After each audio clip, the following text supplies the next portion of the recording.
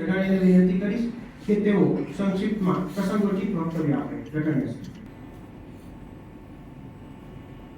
આવતા દસકાઓ આપણા છે, ભારતના છે. દુનિયાના પટ ઉપર ભારતની ગણતરી યુવાનોના દેશમાં થાય છે કે આપણી પાસે સૌથી વધુ યુવાનો છે.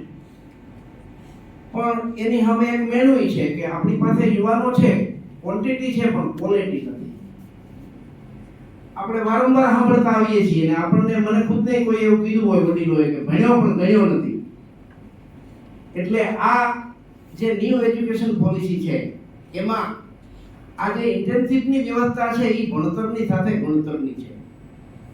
આજ દિવસ સુધી એમાંય ખાસ કરીને આર્ટ્સ કોમર્સમાં તો એ પુસ્તક જ્ઞાન ભણે, ડિગ્રી મળે, પણ બહારની દુનિયા સાથેનો એનો બહુ સંપર્ક કે એનો અનુભવનો એની તક ક્યાંય મળતી ન હતી.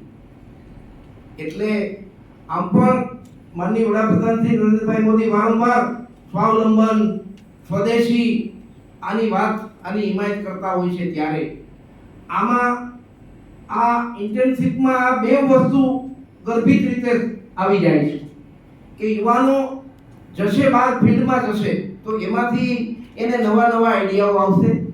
એની જે માનસિકતા બની ગયેલી છે ખાસ કરીને ઉચ્ચ શિક્ષણ એટલે નોકરી માટે, એમાંથી એ બહાર નીકળશે અને વ્યવસાય કઈ રીતે થઈ શકે, કંપનીની મુલાકાતે જશે, કોઈ ઉદ્યોગ કારખાનામાં જશે, બેંકની વિઝિટે જશે, કોઈ એનજીઓમાં જશે, ત્યારે એને સીધો અનુભવ થશે અને એના આધારે જે સર્વાંગી રીતે એનો વિકાસ થવો જોઈએ એ વિકાસ માટેની એને તક મળશે.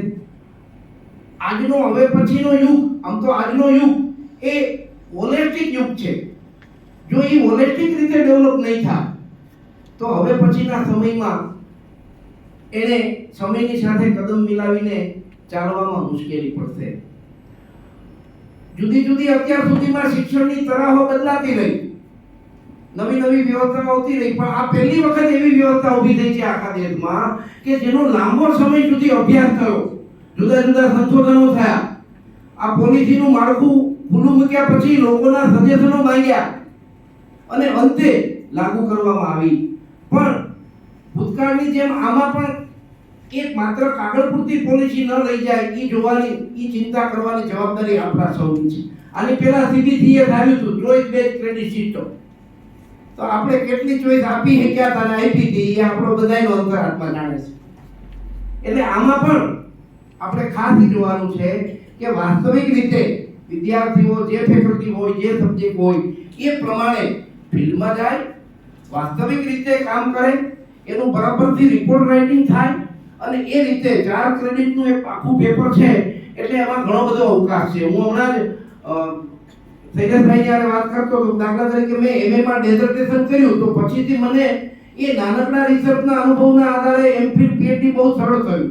એ રીતે વિદ્યાર્થીઓ ખાસ કરીને સોશિયલ સાયન્સના સબ્જેક્ટ છે, સાયન્સના સબ્જેક્ટ છે, એમાં ફિલ્ડમાં જાહે, નાના મોટા સર્વે કરશે તો રિસર્ચ અંગેની એની એક જે માનસિકતા છે એ અત્યારથી જ વિકસવા માંડશે અને ભવિષ્યમાં એને ખૂબ કામ લાગશે. એટલે પોલિસી બને એ એક વાત છે, એને આપણે કઈ રીતે એપ્લાય કરીએ છીએ એ બહુ મહત્વનું પાસું છે. જો આપણે સાવચેતીપૂર્વક એ કરીશું તો વિદ્યાર્થીઓને ખૂબ ફાયદો થશે અને આ એક બહુ સારી વ્યવસ્થા છે કે આ હેઠળ ખાસ કરીને જે વ્યવસાયિક કોર્સો છે એમાં વિશેષ ફાયદો થશે. એટલે આ રીતે આપણે બધા આજે આ દિવસ દરમિયાનના ટ્રેનિંગ પ્રોગ્રામમાં આ આખા કન્સેપ્ટને બરાબર સમજીએ અને એને આપણે વ્યવહારમાં મૂકીએ એવી અપેક્ષા. ધન્યવાદ. જય જય સ્વદેશ.